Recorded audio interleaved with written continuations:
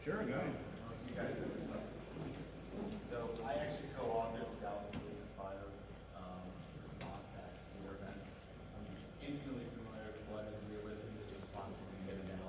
And just briefly to give you an idea of what our tactics are, how we do it now, convert it into a hot, warm, and cold zone. Hot zone meaning the original police is the area where the actual perpetrators are engaged in actively killing people. The point of the first round of officers that come in is to engage in contact that person, isolate them in a corner, or completely neutralize them. But not to make any physical contact with patients, they are to relay locations of where victims are, the numbers, and their severity. Okay? The second round, then, once that person is isolated in one area, but the building itself has not been completely cleared, police with medics, rescue task forces is what we're calling them, will go in a 3-team with the 5 police unit, or in theory 5, but we know in reality are going to be 2 extra cops because it's such short staff, that they're going to go in and do that. My point is this, when we are in there, I'm a rescue task force leader, I've done it a couple of times in real life already. You do not extract your first victims immediately. You do not take the most wounded. As is reinforcing that point, we stop the bleeding and we triage and we relay who we have and we move to the next room. Okay? The goal is to stabilize as much as we can there because it's too time consuming to get everybody out. If you can walk out, if you're injured, say, oh man, my ankle, you twisted your ankle, you just hurt. Don't be, that's not the time to be a crybaby. Honestly, it's not. It's your time to get yourself out. Because if you don't, the resources are going to be so stretched thin, that's your own, you got to like keep going back and saying, moving. You got to keep moving, you got to get yourself out. Healthy people to leave. Yeah, but he's right. If you can grab somebody and keep going at a reasonable pace. Okay. This is all going to be figured out on the fly. There is no playbook short of run, hide, fight. Right? This is going on. Okay, I have the ability to move, I'm going to. Or I have to dive behind cover because it's right there. Or they're in my face and I have no other solution but to commit myself to that. And that's, I mean, there's no hard and fast, easy way to do it. You're like, well, you know, honest to God, my headstone will say it seemed like a good idea at the time. Because that's all you have, right? Based on the limited information that I have, this seemed like the best possible solution to my problem. If it's, you know, you and another person, and this person is injured, grab them, let's get them out. Awesome. But you might not be able to do that. So for me to say you absolutely have to pick up an injured person and care, like everybody grab one injured person and care not. It's really impactful. I know that's not what you're asking, but it's just all over the place. And like if you had to take care of more than 3 8-year-olds at any one time, you might understand what active shooter is like.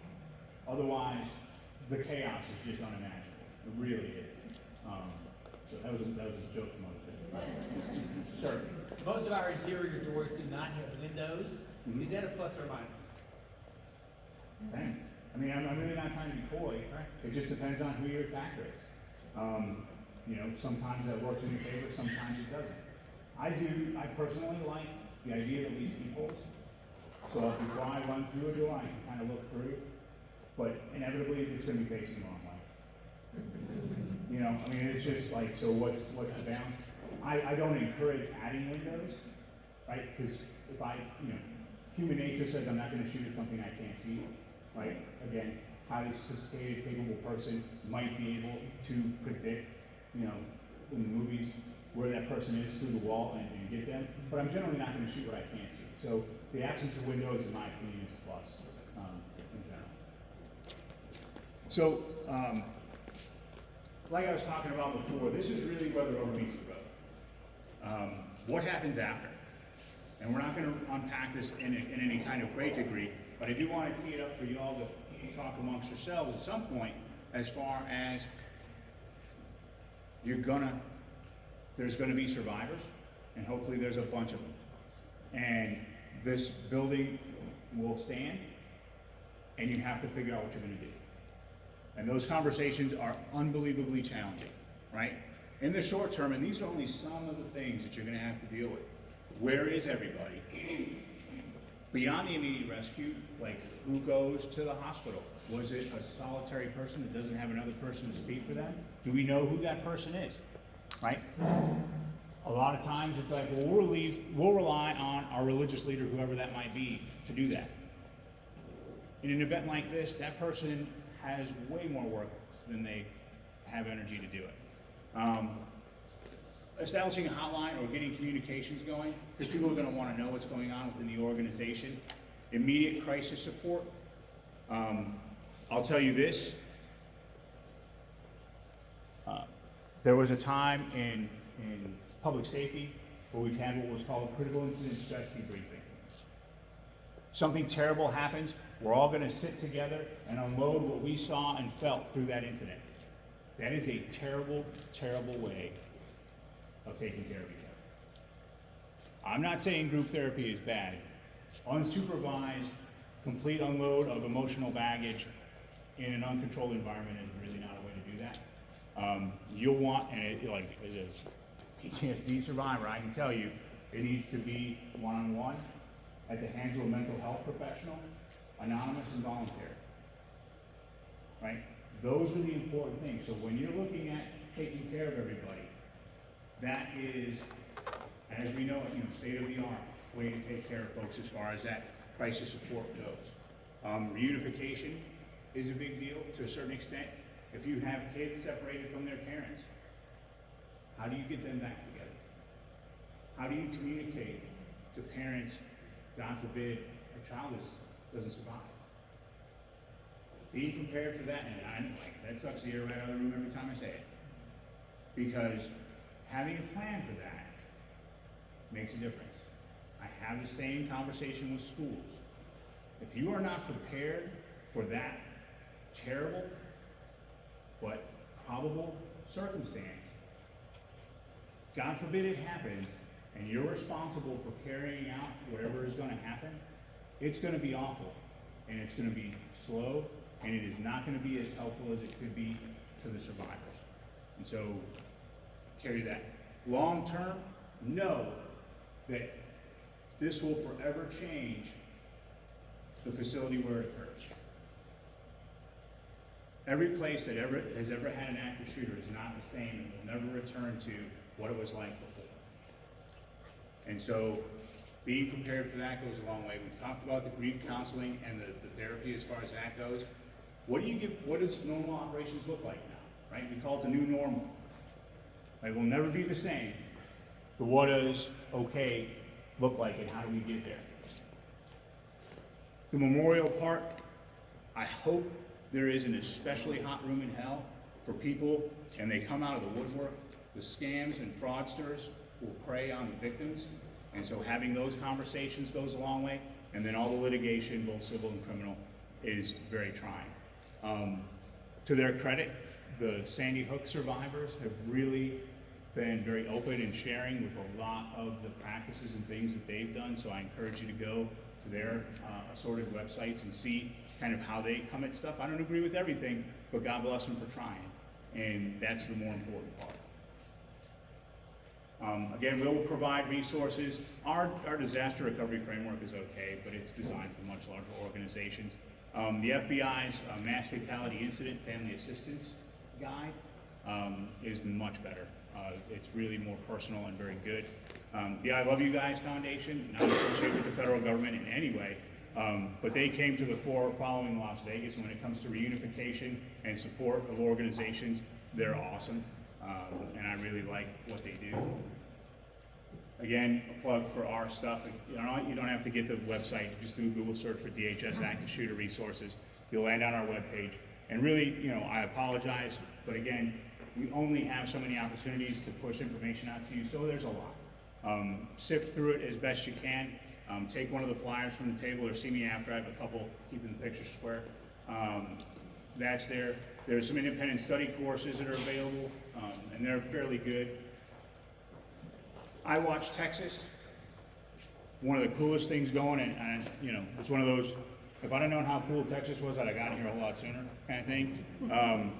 Managed by DPS, direct contact to responders. When you see stuff, I encourage you to use the app. You can be anonymous, but it is a wonderful communication system and gets a pretty good response as far as that goes. And the nice thing I like about it is it really covers like all of Texas. I know that City of Dallas for downtown has some of this, and some other areas are kind of localized, but this covers the whole republic, if you will.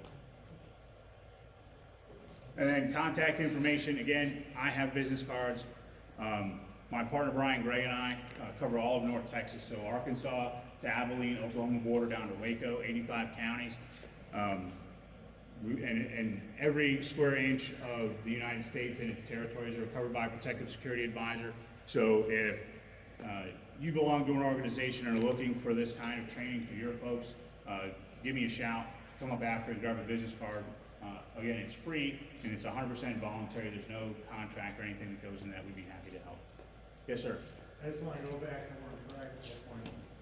God forbid one of us is stuck face to face with somebody and we have to go to the fight part of the algorithm. I know it's hard to generalize, but the person I'm facing, are they going to be just as afraid as I am? Or are they going to be more in control? There's no telling. There's no.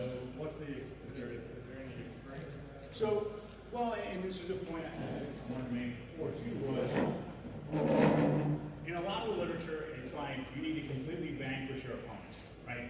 You need to be an MMA champion and completely disassemble them as a human being. And that's not necessarily the case. Depending on the circumstance, a little bit of training goes a long way. Again, if they can't see or breathe, I have the upper hand. So a little bit of training to eliminate their vision and interrupt their airway may be just enough distraction that I can take off, right? Now, I'm like, if you are that kind of person that can disassemble human beings, go to town. Don't let me slow your roll. However, the majority of folks aren't. And so it doesn't take a whole lot, but there's no telling how much or what time. I would never encourage you to profile, like, this is the way it's going to be, so this is what I'm going to be. I would be prepared for a really nasty person that is in tremendous crisis, that is, bent on settling their grievances and is highly motivated. And if you're prepared for that, anything less than that, you're good.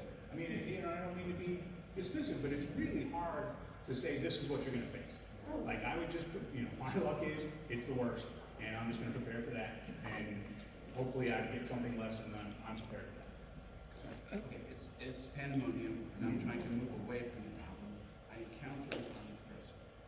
A, how do I know if he's a friend or a foe? And B, if he's a friend, how do I make sure he doesn't see me as a foe? Again, this is one of the hardest things. We have the conversation with licensed to carry folks, right?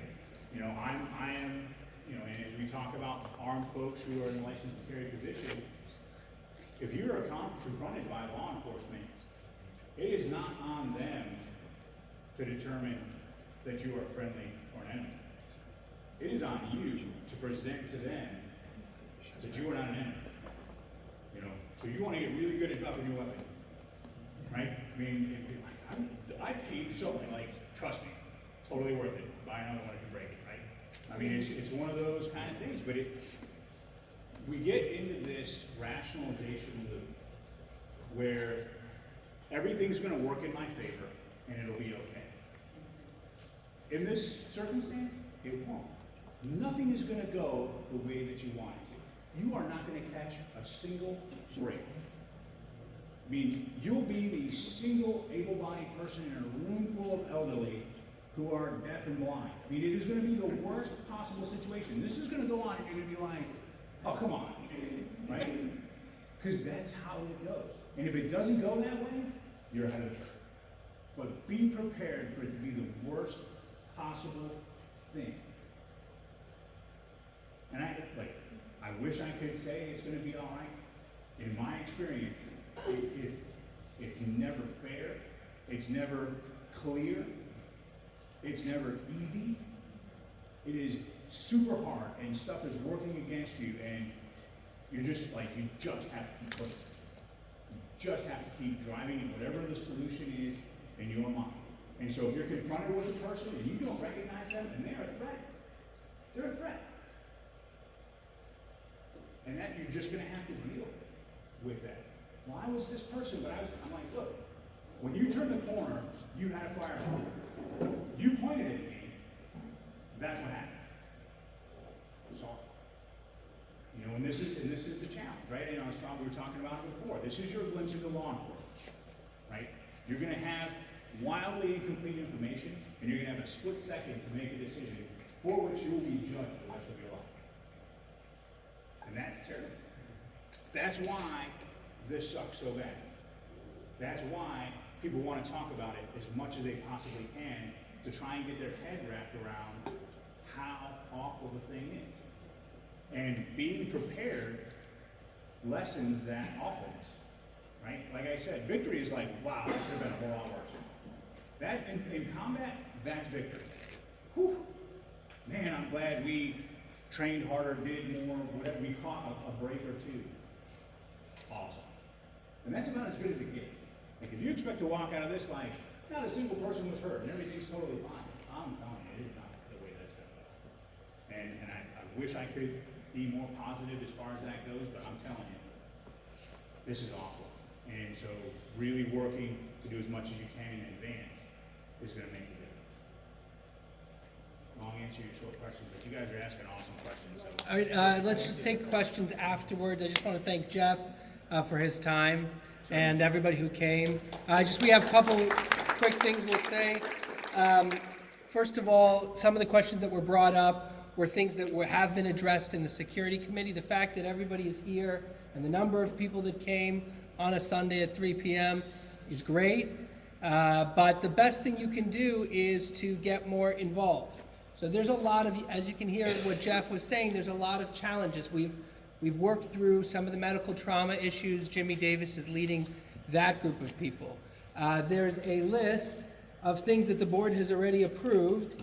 It's about another additional spending of approximately $20,000 dealing with deadbolt locks, other lock mechanisms to close doors from the inside, additional cameras, locks to the roof, some kids training, head count training for the people who are watching over the kids. Mordecai will be coming out with more information very shortly, but it is a lot of work. And it's very hard to do that work when it's just Mordecai or 3-4 people or 12 people come to the first meeting and then you don't see them again. And he's the one doing the work. So if you guys want this to be something that we internalize and that we're successful at, that has to do with our volunteer greeters. It has to do with funding these resources. It has to do with coming to these kind of events, because we're happy to bring in the resources for people to learn, but we need to have real follow-up. We need to have real commitment, because we're lay people who are here as well, and we don't have the time to go through every single issue. We do have a manual. We do have emergency plans.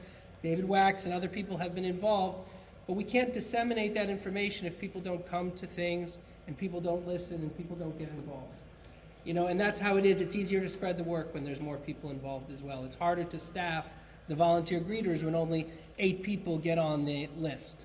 So, you know, as I continuously beat the same drum, you know, the more people are involved in all aspects of the synagogue, the more successful we are in disseminating the information and the work that's already been done, and also disseminating the resources that we have. We're also working on ways to strengthen our perimeter with different fences and other things where we see that we've been told that we have issues. Obviously, you know, the 2 security guards, and we're looking how best to use them. But, you know, the resources, the cost that we're putting into it, about $50,000 over the last year, is well in excess of the budget that we had, and you should be seeing and expecting a security assessment coming around the next year that will be probably an annual commitment, something small in the neighborhood of $100. But I'm giving you that as an annual contribution. That was already mentioned at the security meeting. Again, thank you for coming. The rabbi was going to say one more thing, but we really appreciate it. I think Jeff's going to be here for a little bit, hang out a little bit if anybody has any specific questions. But again, thank you so much for coming. Thank you for the time. And Rabbi, just 1 or 2 words. And by the way, we're all for drills. We're all for evacuation. The rabbi's not going to be an obstacle to anything, you'll say. Just very quickly and it's really what everybody's saying. Just this is really a fulfillment of what we read yesterday in the Parsha, the Torah tells us, Lo ta'amod al dam re'echa. Many different interpretations of that phrase, but the most literal one is, do not stand and watch your brother's blood being spilled. If you are here today, then that means that you view that verse in its most literal sense as a mandate in your lives.